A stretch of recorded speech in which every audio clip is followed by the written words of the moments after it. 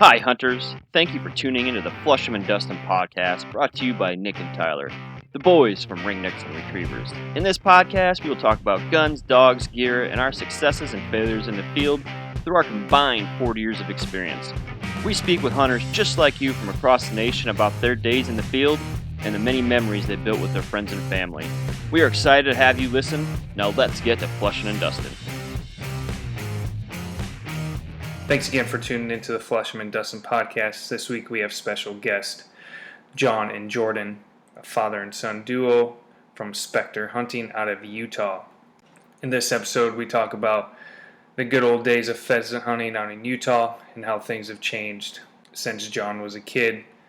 We talk about the many misses, why it took Jorden 11 years to get his first rooster pheasant, as well as the fun times that Jon and Jorden have had hunting Ringnecks over their retrievers, talk about their current dogs as well as their old dogs, and many more stories from the field.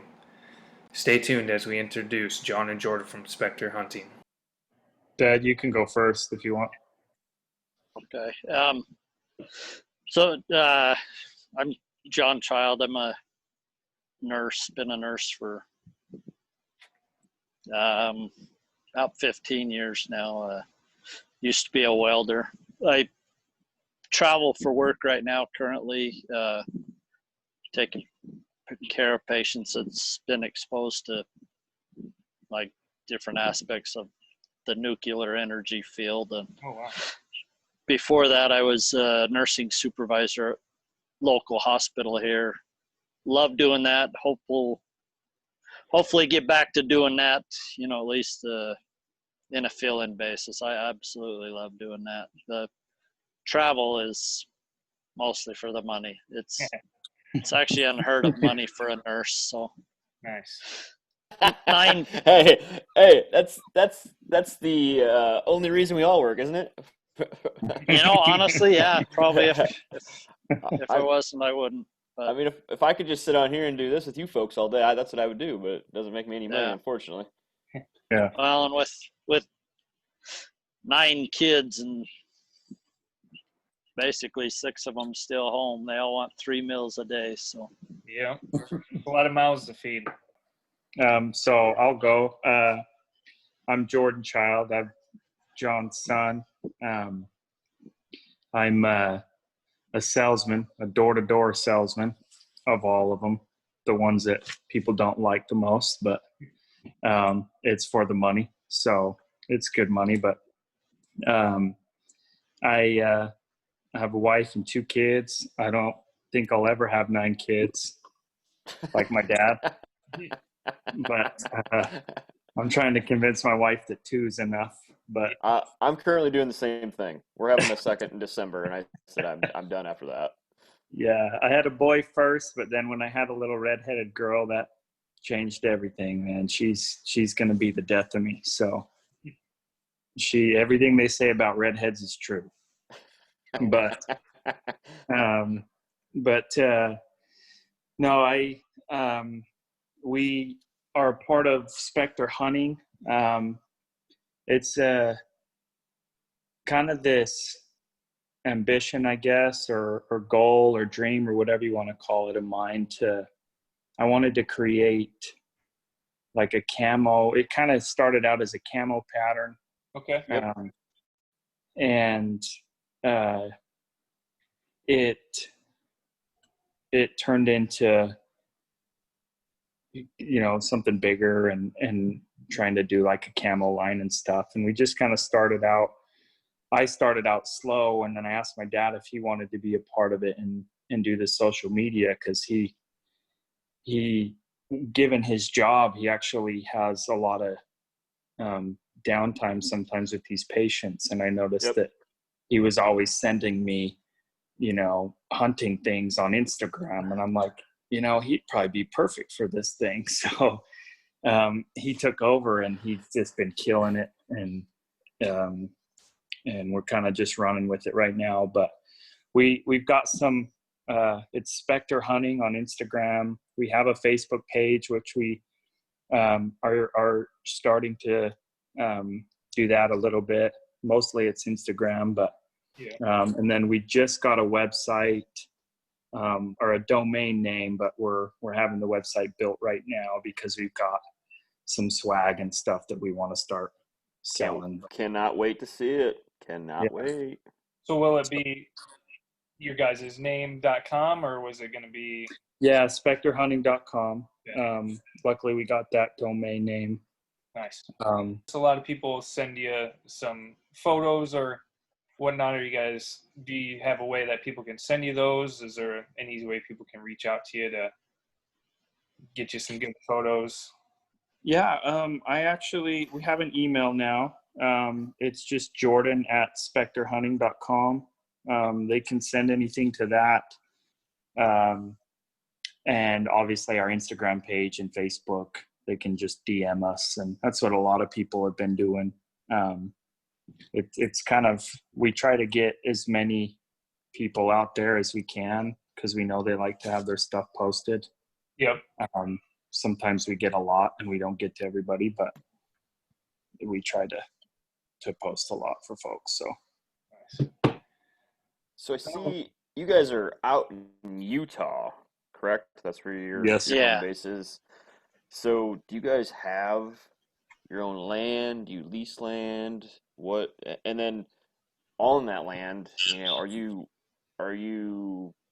I saw elk pictures there. You're hunting elk. Obviously, you bird hunt too.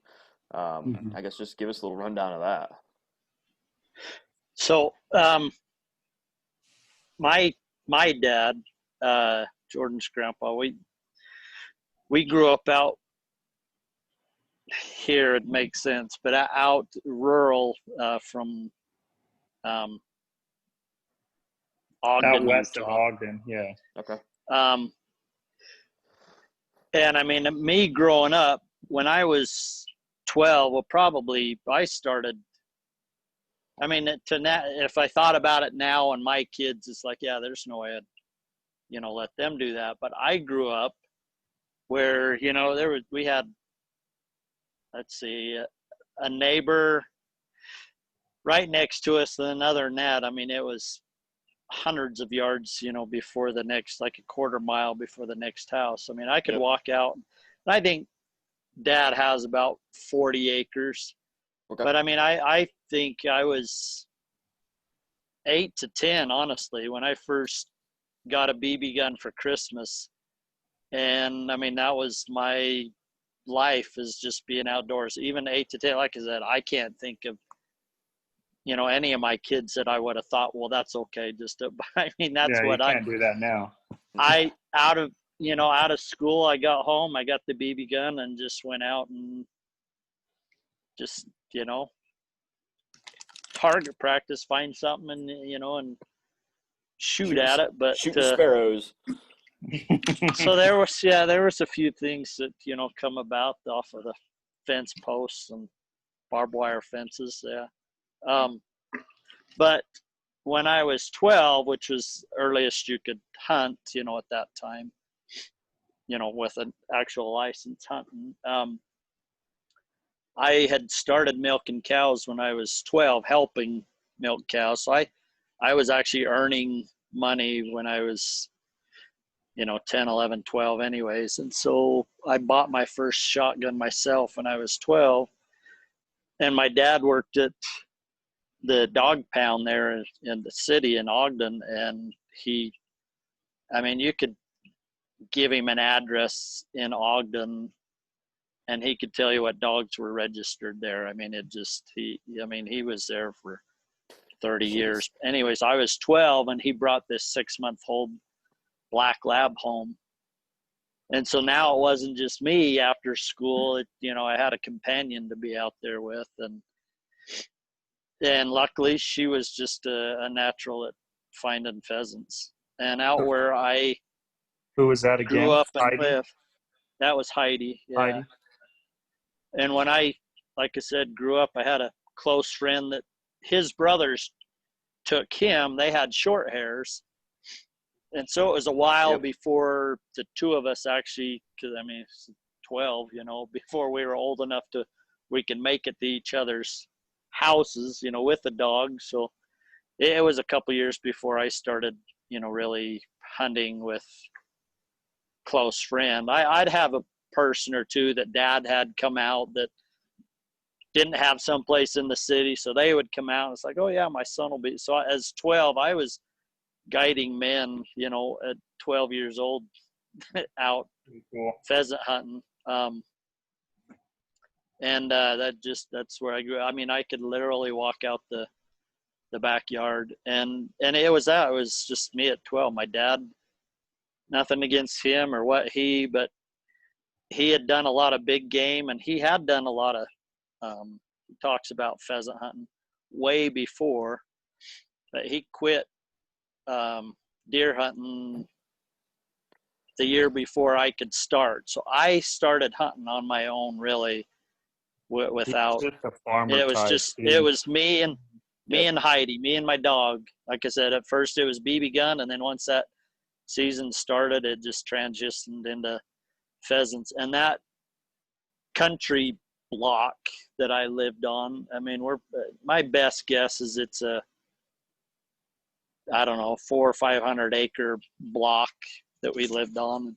Back then there was probably 50 different fields there. There was one guy that probably had 20 different little fields. And well, now over time, somebody had bought that when he passed away, and you pushed all them fences and ditch banks and rows into one great big one. So all these fence bank, and ditch banks that pheasants had to hide on, all went away. So all the cover is now gone. And then the corn, same thing. Corn was huge. They had the old corn chopper that sat off the side of the tractor. Mm-hmm. The tractor itself knocked down, if I remember, I think it was 4 rows to open up a field. 4 rows down the side and 4 rows down the middle. They all just went away, stayed on the ground. Well, same thing now. The chopper's in front of the tractor. There's not a stalk left. No, they pick them clean. And they till it under too in the fall. And on top of that, they plow it. Sometimes the plow is right behind the corn chopper. If not, a day or two later. And so during the fall, as soon as I see somebody's doing a field, when I'm home, I go out with the kids and try to, any piece I can, any kernel I can find. And we go corn hunting and throw all the corn throw out it off to the side. Yeah, at least give pheasants something to survive, because it's hard pressed now to find. I mean, I'll go out there's a couple places. I dare say out there's only one other person I can think of that's pheasant hunted out there as much as me, and he hunts a little different areas, so we didn't, we've went together, but that block that I lived on, I dare say there hasn't been anybody ever that knew that block like I did. And like I said, it's transitioned over the years, but I used to be able, like I said, when them guys were, I was 12, 14, 15, I'd come out and it's like, let's go over here, and every little, like I said, some of them were just a little 10 by 12 certain spot on the slough ditch bank, and it's like, we got to check there. But like I said, now I can hunt that whole thing, that whole block, and be lucky if I find a rooster or maybe a couple hens. Sometimes nothing at all. I mean, it's just so we've actually. And then back then they didn't they change the limit to like 6 in a day one time. And then didn't they do that? I honestly, for as long as I can remember, it's always just been 2 roosters. Oh, okay. Yeah. I just saw where South Dakota was thinking, and I don't know if it got passed. I haven't rechecked on it. Thinking about moving the limit to 4 instead of 3. Yeah. So. And then they were going to change. Then they were going to change the hunting hours, so I think you could hunt earlier as well, if I remember that right. Yeah. So yeah. So where were you guys again? We're in Iowa.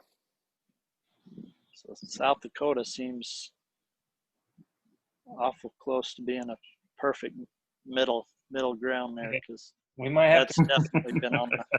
Yeah, it is. You know, That it's only was how far is that definitely. from you guys? Don't So know.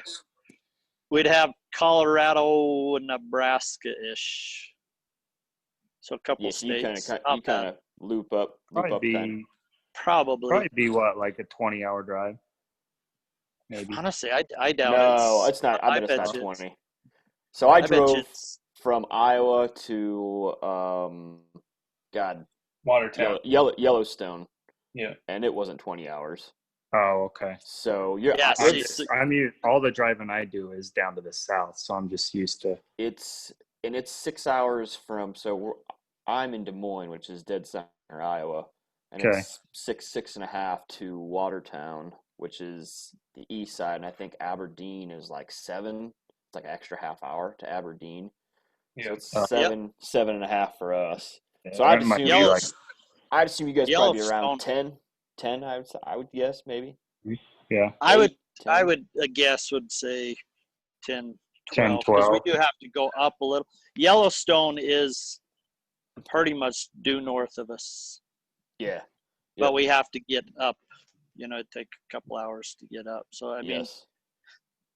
I would guess yeah, 10, 12 with dogs. That you add a few hours because you Yep. get out and So getting them out. So. what are you guys running now? And then John, also how'd you get Jordan to hunting and how'd that kind of spring? It was just did that spring from you going to get the corn out of the fields with the kids to feed the That pheasants every was, year? well, for me, I think the earliest I can remember is, gosh, I had to be 4 or 5 maybe, and I went up to Middle Fork with him deer hunting. I remember, or no, we were bird hunting. When did you have Bo, Dad? Do you remember Bo? I remember him. He got hit with the porcupine. Yeah. Oh shit! I remember that. Oh no, But that there, was. I mean, it was. I know that I've been with him when I was like 5, and there's times where he'd shoot a deer and my hands are freezing, and he'd just shove my hands in the guts, to keep my hands warm, and I thought it was so cool. And then that time Bo got hit with the porcupine, and so it kind of started there, but he just always took me with him. But then that shotgun that he bought, his first shotgun that he bought when he was 12, he gave to me on my 12th birthday. Nice. And so, Yeah. And yeah, that's that Mossberg 20 gauge pump. Oh, nice. still shoots great. Yeah. Yeah, it still shoots great. But I remember I went dove hunting with him for the first time and couldn't hit one for the life of me. And after hunter safety and all this stuff, and he's like, well, do you want to, there's one right there in the tree, do you want to pop him out of the tree? And I go, but Dad, they said that in hunter safety, and I was like a very by the book kind of kid, and he's like, well, it's up to you. And I go, well, I want to get something. And so I popped one out of the tree. But then after that, it was, it was like, oh, going fast. It was just kind of like what we did. I mean, But it Jordan, wasn't. when you got that out of the tree, now you actually hit it though, right? So Yeah. I went pheasant hunting with my uncle and his son, so my cousin, and his son couldn't hit shit. And so the dad would literally be waiting, and he'd be like, "Oh," because my dog will point, and he'd be like, "Oh, there's a bird! Get ready, get ready!" And he would sit here and wait, and the son would shoot, and he'd kill the bird, and he'd say, "Great shot!" No, so let me tell you the exact opposite of that, which is hunting with my dad. And it took me, get this is a true story. 11 years to shoot a wild pheasant. Oh, wow. How many did you miss, you think, before you got that one? Well, I didn't. It's not that I missed. It's that my dad shot him first.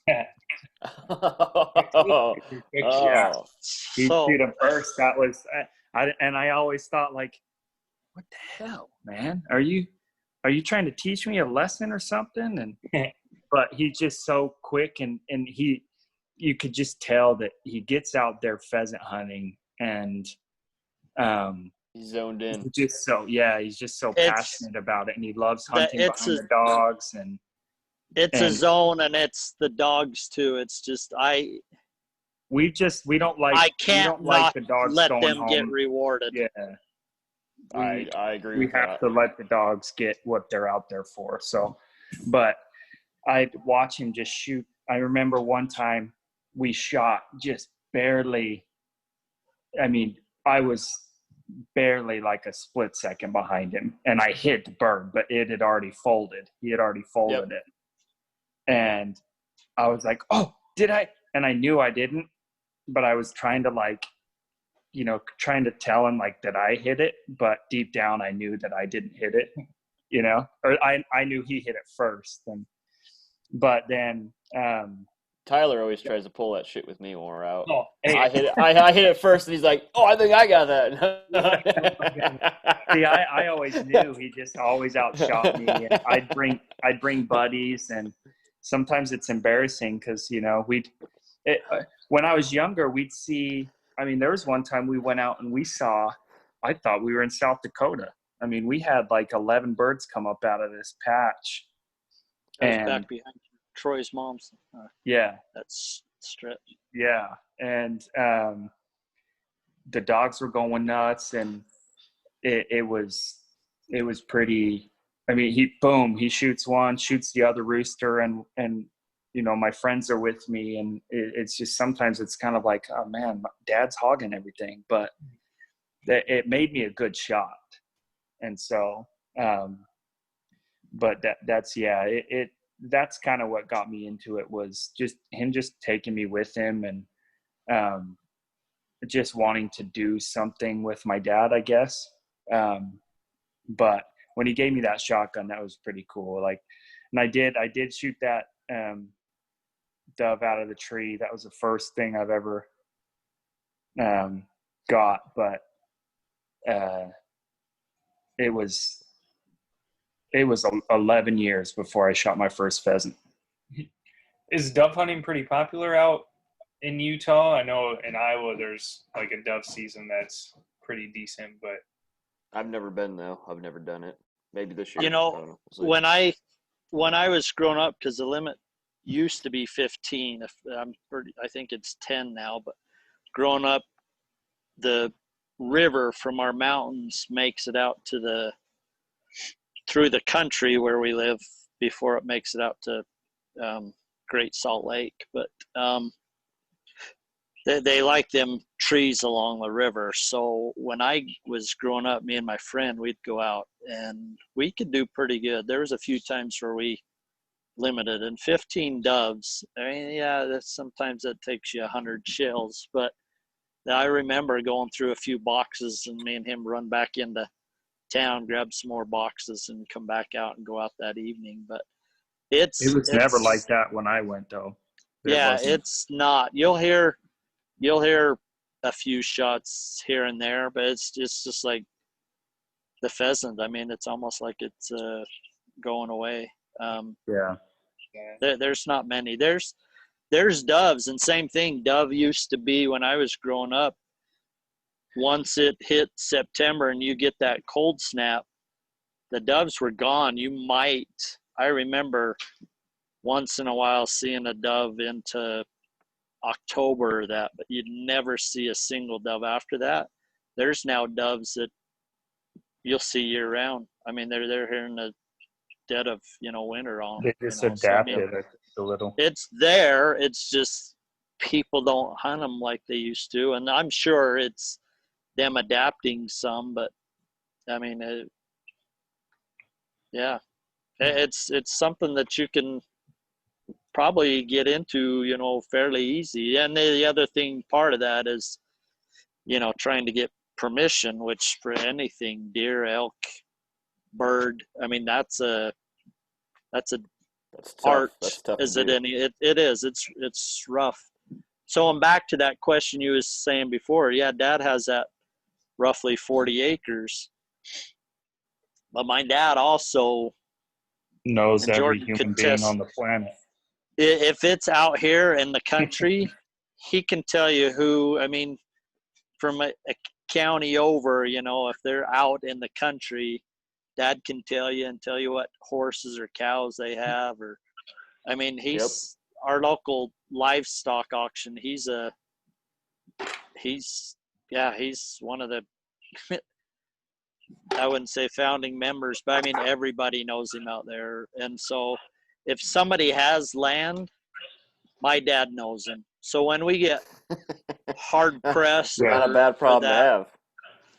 no, not for that. No. In fact, the guy here that owns I know in northern Utah owns the biggest amount of land, my dad's a close friend of. In fact, the guy's already spoken for if that's what my dad's wishes are. I mean, my dad could drive over tomorrow and the guy would cut him a check for his ground and tell him, live there till you're gone. And then,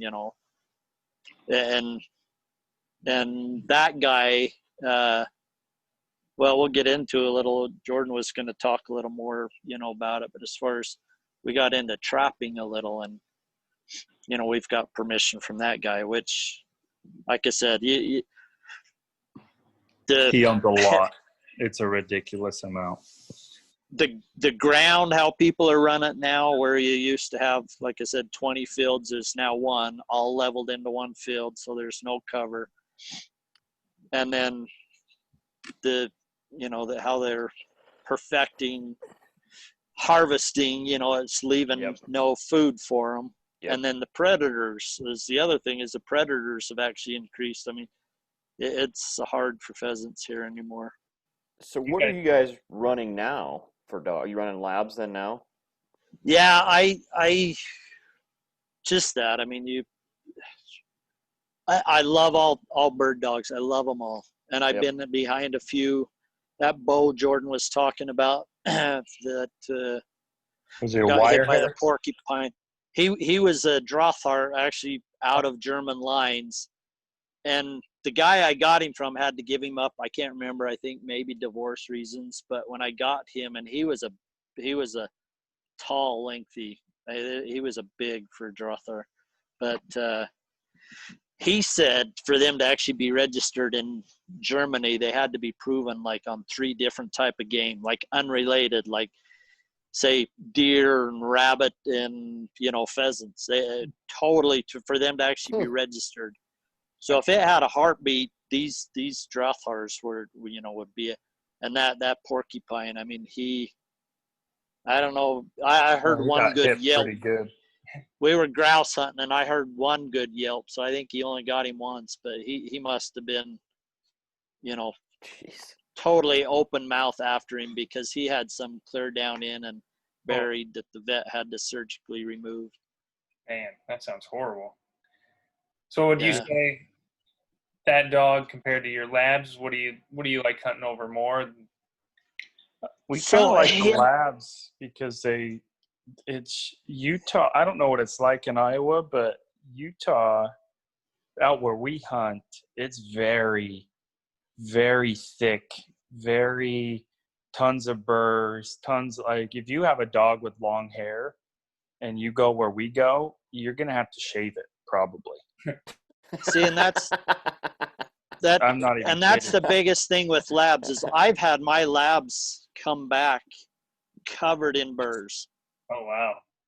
And then when I go back out that night, they've almost picked themselves clean. I mean, I'll pick off, the big chunks. Yep. And you can tell, Jordan could testify to this, I've had, obviously, everybody has different levels of dogs and their commitment to the game. I've had a couple of my males, that Heidi, that female I first had, they were covered, because they were in the thickest thing. If there was something, if they thought there was something, it didn't have to have a scent. They were in there anyways, just for the chance that something was in there. Yep. But they would come out covered. And I mean, literally like handfuls where you just out as you're hunting, you try to bend down and grab the biggest chunk out of them you can and toss them to the side. But you go back and let them, rest for the day and go back out that evening. And they've almost, as a lab, picked himself dry. And growing up with short hair, my friend with short hairs, when I started going out with him, because our season's in November, there's times for opening we've had a foot of snow. And yeah, I'd go out there with him, with his, half white short hair, and you can literally see, up halfway up the ribs where she be, they're turning red because it's so cold. Yeah. And they're avoiding the water. And my dogs, if it drops on the ice, I've had my labs go out, half ice. There's been a couple times where I thought I've got to figure out how to make it out through the ice to get my dog back, because they went out, either looking for something or to retrieve something, got out and broke through, and they'll come back once they, a couple time or two struggled to get back, but once they've got back, they're right back out. It's like they're not shivering, they're just back out. Sometimes they hop out there to cool off.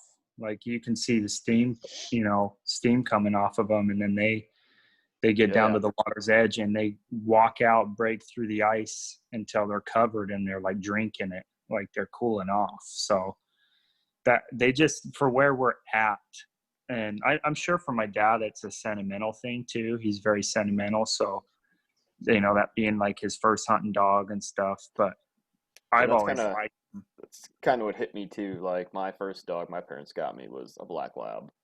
Yeah. And ever since then, and that's why I've liked them, because my dad's always had them, and they're good dogs. They make good pets too, So like when you're not hunting, they're fun to have. But we also, I don't remember, we've had some labs that have had pointer in them, but most of what we do is flush, which I like. I've hunted behind a pointer before with one of my buddies, and it was like the most leisurely, he just had his break action just draped over his dad just draped over his forearm. The bullet's not even in it, just walking. And then his dog would point and goes, okay. And then he'd just put 2 shells in it and pop it up and okay, go. And I'm like, what? I just grew up where the dogs are, my dad's like, he's on one. And and you see their tail going nuts, and you basically, it's just like, okay, it's a whole body language out of this thing. patch somewhere. Yeah, it's a whole body language thing with retrievers in general. They change the body language big time. Absolutely. Yeah, it's like they're on NOS and they just go nuts. But that for us, that's I think that the biggest reason is probably it just makes sense where we're at, because remember Hunter, Trevor's dog, Dad, he got into some thick stuff once, and it's like that, they had to shave that spot of him because it was like irritating his skin. So it was a Springer Spaniel. Okay. So but my dad's had some really, really good dogs. He's had the ones that I remember. Rock was really good, but he was kind of on his way out when I started hunting. But the two best in my opinion, just because they're the ones I hunted with the most, were Duke and Pelly. And Pelly, I would say, was probably my favorite, because that I've never seen the dog get in the zone like he did. I watched him run through a barbed wire fence, and he just had his nose so close to the ground on a trail, and he was just running full speed. And the barbed wire fence was low, and it clipped the top of his nose, and he front flipped over the fence, and it gashed his nose open. And you'd be like, oh, Pelly, and you come here. And he'd look at you like, what do you want? Yep. I'm hunting. Like he didn't want to come to you. He's like, there's a bird over here. It's like he had no idea that his face was just ripped open. he didn't care. So he was my favorite dog to hunt behind. So, but my he's had some really good dogs, and a lot of them, they were just given to him. He just found them for free because somebody was giving them away. And Duke, he'll talk about Duke, but he was really impressive because he wasn't even a hunting dog, was he, Dad? Didn't he? Wasn't he just like a pet that people mistreated, and then Duke was. So what did I say, Duke? I think so. Yeah, I think you did. Yeah. So Heidi was my first real good. Like I said, I got her when I was 12, and it was just that we both grew up hunting together. It was. I mean, she was. I had for the longest time until just recently had no idea what a retriever truly can do. As far as, not even just duck hunt, but just the retrieving aspect of it. But anyways, Heidi, it was just, like I said, it was me and her. If I pointed to a patch of weeds, that's where she went, Sometimes she went where she was hunting. She checked everything along ahead of me, whichever ditch, Yep. row, whatever we were, she checked it all. But if there was a certain spot I thought she missed that I'd seen something in before, or I had, I'd point, she got to where she trusted, and no question, I didn't have to call her name or anything. She run back to me, if I pointed my finger, that's where she was at. But after I lost her, I went through a couple years before I found Rock, and I paid at the time $400 is nothing, but at that time and where we were at, is a married couple, and probably probably got in trouble for that one. 3 to 4 of the kids, at the time. But I paid a bit for him and got him out. And that first season I had him out, we had hunted. And I remember opening day, there was actually a rooster coming our way. Somebody else had kicked it up and had shot at it. It was flying our way, and it landed about 100 yards away. So it's one of them you trot over there because you've seen it and you knew it was a rooster. And we were right behind where it landed. And he went in, and he had that, going where you could tell it seemed like he had a scent. But when nothing come up, it's like, I wonder how much of that $400 was a waste. It looks like all of it was.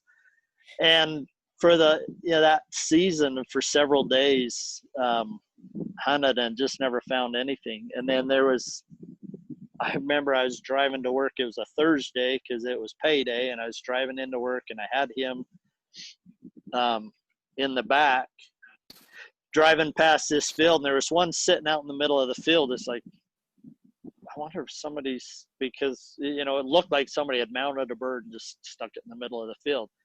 I pulled over, and the bird actually ran right to me and right to the edge, and about 15 feet right in front of the truck, right in front of me. So it was 20 feet away. So there's no reason to get a dog. I just got the gun out, stepped out, and it took off. And that whole hype of the season and everything, and I'd been several days into it without firing a shot. My first shot, I know I was 15 feet behind him. But my second shot, and he was out there a little bit, my second shot, I peppered him, and I watched him go over and land. So I drove over and around and parked and got the dog out, and we got over there, and the second he picked up on that scent, he just did a fire. And he got the bird up, and I dropped him right there in his face, and he went over and picked him up. That's all that took. There was I'd never doubted again after that. That dog, he was fire. In fact, he was such a thoroughbred. I know he probably overran so many birds just because when he got hot, he was he was going. Yeah. What do Um, you and then normally do to train your dogs? I mean, obviously that was more of, shoot it, give them a little taste of it, but when you don't have that opportunity to do that, what are you doing in like the off season now to get your dogs ready and to I guess train them if you got a new pup per se? so for the longest time, like I said, my most experience was at 12. You just walked out with your dogs, in off season, and you're 12. You just, hey, and when there was birds back then, it didn't take much. And then when I got a second dog, I pair them up behind was, to me, was kind of the biggest thing that I did, was just back it up with an experienced dog. So when Rock was getting older, that's when I found that Duke that Jordan was talking about, and him I found for free. The guy was giving him away, and I could tell the guy had mistreated this dog. This dog was, for a lab, he was an athletic freak. I mean, he looked like he was on steroids. I mean, this dog was ripped. And I had Rock, already. And so I remember that first season where Rock was tried and true for 10 years for me. And we got going out, and it was snow that season. And there was one spot where there was a big slough that dropped down from all the level fields. This was basically a drain ditch that drained, all the irrigation water and that out.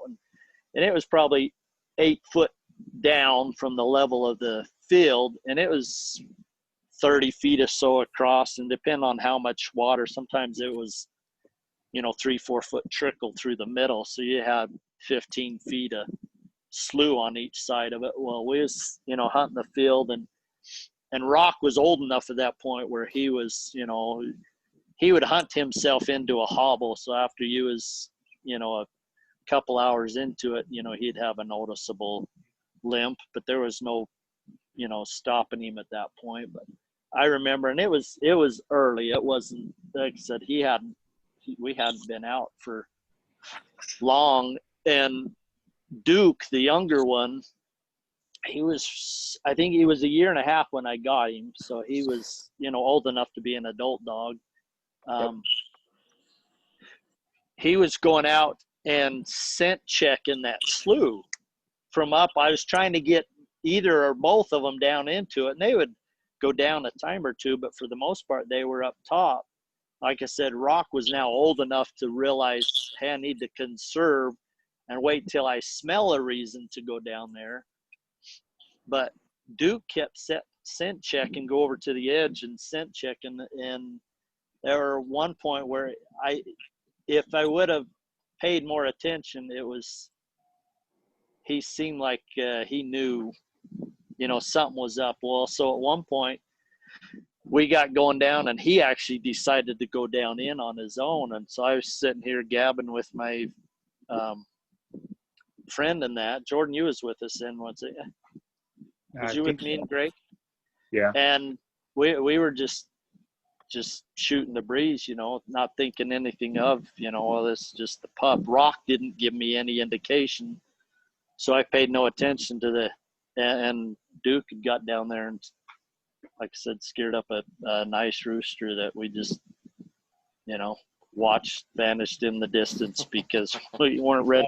I think we popped off 2 shots by the time he was out there a little bit, but that started getting me to, realize that this guy's, and what I've come to find out with him was not just was he a athletic freak, but that nose on him, he could pick up on distance like none of the others I've had. He had I said he was big overall. He could take a lot of air in. He had a big head, a big nose, and he picked up on some distance that others. I think as far as like the training goes, I remember being younger and come on, we got to go down to the red barn, and there was always pigeons in there, and we had a net because my dad would raise pheasants too, but Um, but when he didn't have pheasants, we would go and catch some pigeons, and then it was, run them through the grass. And Yeah. that's kind of, for the Get most 'em. part, I think we got lucky with good dogs, but that's kind of what we did, is we just keep a pheasant wing or pigeons, or take a pheasant from the pen and, put them to sleep, run them through the grass. And that's kind of all we do. And, cause I think a lot of it is getting that hot bird, that hot scent flushing up in their face. And Oh, for sure. because so sometimes you get the dogs that, I think part of it is the dog too. My dad's lucked out with really, really good dogs, because the dogs I've had, they could care less about that flush. That, it happens, and you shoot it over them, and they pick it up, but they're like, okay, is that why we're out here? Because that wasn't really for me, so. Yep. But that's really, I think, all we've done. My dad is now, he's paid for trainers now, that he's doing a lot better financially and stuff, than, because some of those dogs can get expensive, and some of that training can get really expensive. And so, and with him traveling and stuff, he doesn't have tons of time, so he does pay for trainers and stuff now, because he wants to get the dogs titled and Nice. and things like that. So And the other part along with that is, like I said, for the longest time, I didn't really realize what a retriever was capable of doing, and getting out in the hunt tests and that, and seeing what you're able to guide a dog, to a couple 100 yards out blind retrieve, versus, Jordan could attest to this. Because he's throwing rocks in the bushes. fair Over share here. of dirt clods over. It's like, they'll go. A retriever, you throw something, they're gonna go. And it's like, well, it's about where the bird landed down. If I did get a dirt clod close enough, they'll pick up on the scent. And that, we did that for the longest time, and most of the time it worked out. I've lost birds that some of my good dogs have been 15 yards behind it, dropping on the ground out in some open, I remember, and that pheasant just outrun him. And at the time, I think I was with a couple friends, there was, I can't remember, 3 or 4 dogs at the time. And once you ran a circle and had 3 or 4 dogs run on top of that too. I've lost birds that it seemed like the ground was fairly bare, and we were, They just like I disappear. said, 15, 20 yards behind it, and we never did find a time or two. But Do you both use labs? So I have a black lab who actually, I do have a hunting title on him. Okay. So he's went through the whole hand signal thing and whatnot. And Tyler has 2 golden retrievers. Yeah. So I actually, okay. I was telling Nick about it. It's actually online training. It's through Cornerstone Gun Dog Academy. I didn't have the financial means, to really to take 2 dogs to a trainer. So that's who I use. They have it's basically a guided online service that they use, and have like a private Facebook group. You can post any questions you have to it. So it's worked out really well for me. I haven't run any hunt tests with them. Potentially might next year. We'll see. But, it's fun just to see them progress. Training as a younger dog that doesn't listen to their name at all, to one that you can make listen to a whistle, and use your hands, like Nick was saying, to go left, right, or back, and which is pretty cool. You guys have, I think, sent us a picture. So you're running 2 labs right now, Mo and Coda. Is that right? Yeah. Yep. So are those ones? And I know. So let's see, which one is the black one? You said it's out of That's Mickey. That's Mo, and he's out of about as good as lines as you can get. Yeah. So I guess I'm not familiar with the NFC Mickey. Can you kind of explain like the background on there? Are they from master type? So he's national field champ. I think it was 2016. I think, and so there's national field and national amateur, and that's based on the trainer. Okay. So national field champ means he's the number one dog for that year for all of the professional trainers. Wow. So I'm not quite into it enough to know, so is it a little harder if you're a professional trainer going against other professionals, or is it a little harder if you're an amateur? Because on Mo's pedigree, he does have on his mom's side, there's Cody cuts a lean grade, which is a national amateur, and Cody's son, the guy that owns Grady is his name. The guy that owns Grady actually titled one of Grady's sons as a national amateur the following year.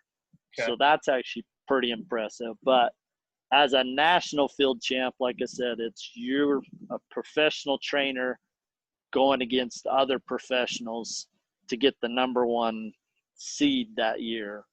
So, and Mo's dad did that. I think it was 2016, I think. Nice. So what's your goal? I know, Jordan, you said that you kind of wanted to take your dogs through trials. Do you have a certain, like there's different tests you can run or different groups that have tests? Do you know which ones you're going to try to run them through, or they have like the NARA and AKC test? So ours, I've just looked at really the AKC tests just to get a hunt test title, as it's called. And I know labs, some some people get into the HRC, the hunting, and out here in Utah, it's a limited season. There are people that are pretty into it, but it's a pretty limited season because a couple things. We stay cold enough by the time people are comfortable putting your dog into water, it's usually April. I don't think Utah they run tests in May, June. I don't know if we actually even have some in July, and it's limited to find. It's very limited to actually find like trials. Yeah. Like actually field trials, as they're considered. I think there's only once a year that I've heard that they have them in use. So we're pretty limited on, without traveling, they're pretty limited. Anybody in the area that has dogs, you can get a AKC title and possibly in a season. But if somebody's gone past that, or certainly trials, they've traveled to get them titles. Yeah, when I was doing Diesel's titles, I had to go to Illinois a couple times, and then Wisconsin. So I was traveling. What title do you have on? HRC, so Hunting Retriever Club. HRC, okay, yeah, yep. Okay. So you had to do like watermarks, 2 watermarks, 2 landmarks. Is like, so you got to do 4 events, so 8 events in a weekend, I guess, is what it is. And you got to pass them all, and then you move on. Yeah. The AKC, like I said, with COVID this year, they shut down the tests. I don't know if they picked up a couple this last, but the trainer that's had him actually owes me a senior title, and so here next year he should be running to get his senior title. Good for him. Pretty cool. How long do you think about the trainer for? So he hasn't gone. Same thing with this going on and with the season. I haven't had him at the trainer because just the guy says, there's no reason for me to, keep him. He says because he just needs to polish him up Yeah. prior to running tests. So here next year, he'll probably take him a month or two before, and just to get him polished up to Yeah. just for the tests themselves. Do you guys duck hunt with yours at all? So I used to. So back when I first got diesel, I was living up in a different town, about 3 hours away from where I am now, and I had a guy that had a boat, and we went out all the time. And he did his first year. We hunted duck quite often, but honestly, the last 5 years we haven't hunted any. So diesel hunted ducks 1 year, and that was it. Oh, I'm gonna try with my Goldens this year. I've never duck hunted before, so it's something that I've always wanted to do. And my cousin scored a few private ponds with some nice switchbacks all the way around it. So we're gonna try out those ponds. They got some wood ducks and some mallards that sit on them.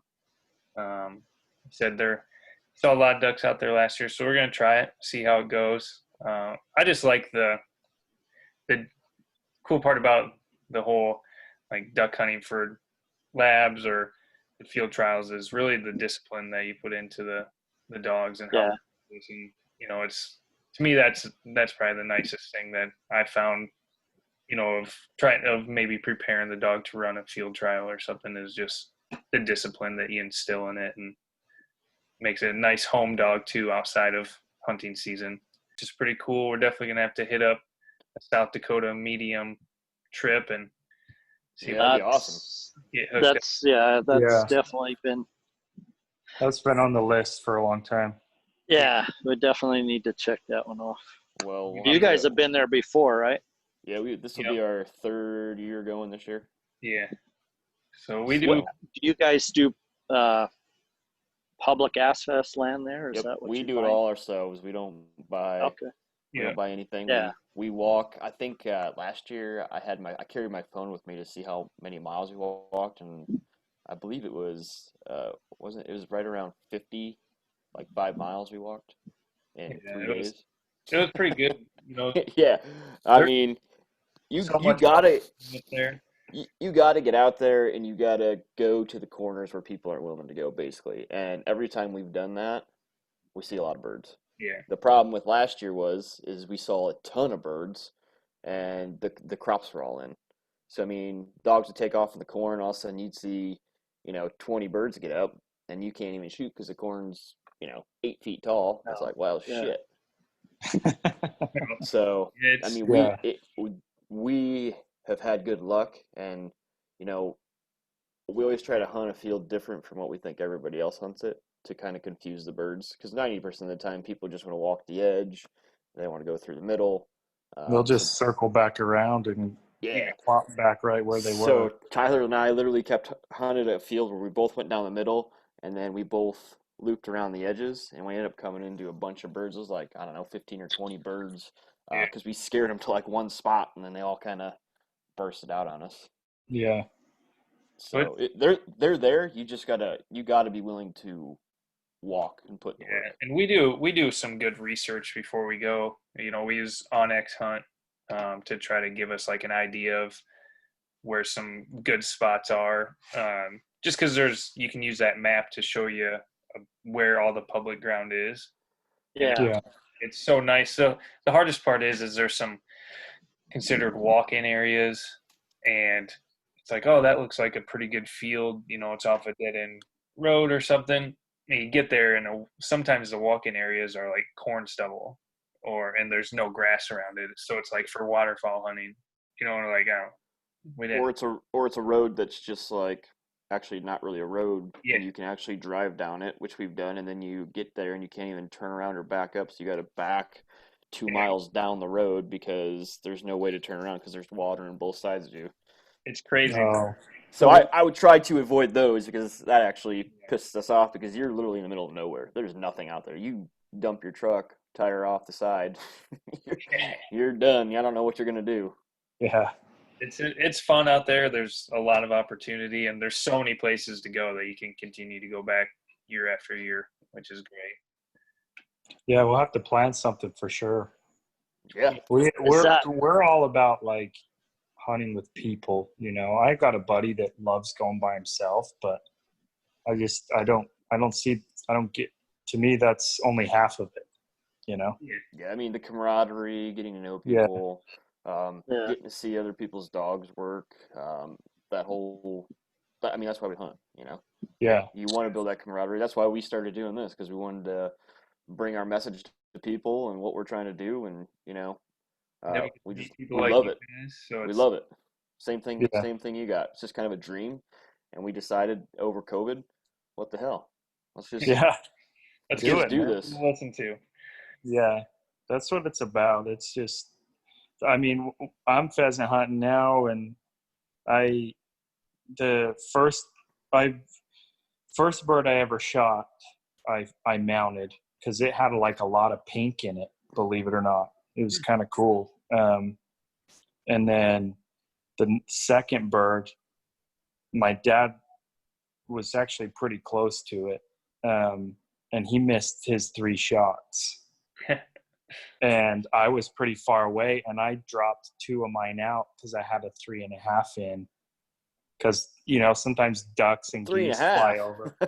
It was just in case, you know, just in case. But hey, he was far out there, and I dumped my 2 out, and I shot that 3.5, and I dropped him, and he had a 23-inch tail on him. Oh, nice. It's good. And so That's a good tail. yeah, he's a big bird. He's on my he's right by my fireplace now, but now I've got those, and to me, half the time I don't even shoot. I'm just out there to be out there with the people, and I've kind of just taken up the job that I'll shoot if my buddies have missed. You know, if you're gonna miss, I'll shoot it. Or if your dad's not with you because he outshoots anyway. So Yeah, he does. Well, I got him. I'm pretty good now after 11 years of getting bested, but I was gonna say, for the record, them 3 missed shots were just at the ground because I knew he'd went 11 years without. So yeah. Oh man, you looked at me stunned because you don't know how I don't know how I missed those. I think they had blanks in. They went through the washer or something. The first bird I shot, I only got because he couldn't shoot at it because of where it was. I was in between him and I was in between you and the bird. So he came up out of that slough, and he came up to my right, and you would have had to shoot right over my head to shoot at him. So I had the only shot. That's the only reason I got that one. But that other one, that was straight up just getting bested by your son. Must have been side to side. Awesome. But yeah, we'll plan something for sure. I think that'd be great because it'd be fun. We're running out of. We took up trapping this year because it's kind of a joke now, and I think it's hard pressed to find birds. Yeah. And I think that this is going to help because I mean Crew got like 7 fox in this little spot. We probably got about 8 or 9 skunks out of there, probably 15 raccoons out of there. Jeepers. Yeah, and this isn't even in a big area. This is maybe like 60, 70 acres that we hunt, and we pulled all of that out of there. So and I love trapping now, so I'm just gonna keep trapping it every year, and we're gonna let some go, and hopefully that'll help. But it kind of puts a damper on things when you love pheasant hunting so much, and you're hard pressed to find anywhere to do it. So we almost kind of have to go to somewhere like that just to get a good hunt in. Yep. Get our fix. Yeah, definitely. So, well, guys, I appreciate you guys taking the time. Thank you very much. No, was a thank pleasure. you. This is Absolutely. awesome. Yeah. I Let's, appreciate you guys reaching out, really. Yeah. let's plan a hunt. Let's plan another podcast, and hell, if we do a hunt, Yes. we can do a podcast with the hunt. When you come out Yeah, with your that'd be gear and great. when you come out with your gear and your website, I mean, we'd love to hear about it, and Yeah, we'll send some to you. Awesome. know what you guys are coming out with, because obviously, we love that kind of shit. I got it. I'm not supposed to say anything about it yet, but I got a hunch you guys specifically will actually really like it. Nah. You'll see why. You'll see Perfect. Perfect. We can't. Perfect. Thanks again, guys. Hey guys, Yeah. as always, Yeah, flush them and thank dust you. them. Thank you Yeah. very much. Have a great night. All right. You Talk too. to you later. See Bye. ya. See ya. Thanks.